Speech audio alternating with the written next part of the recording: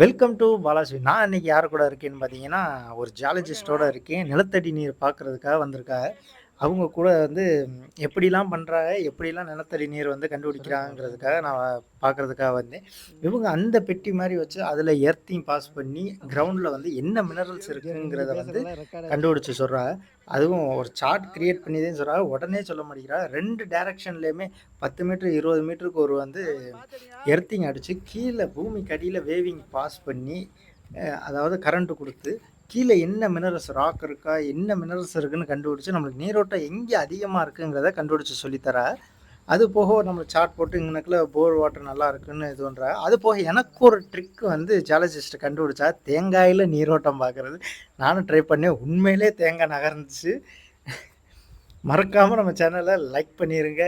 நீங்க இந்த மாரி நீரோட்டம் பார்க்குறவங்க தேங்காய் வச்சு பார்த்து போர் போட்டுருந்தீங்கன்னா மறக்காம கமெண்ட் பண்ணுங்க. எனக்குள்ள நல்லா இருக்கு தண்ணி. நிக்கல.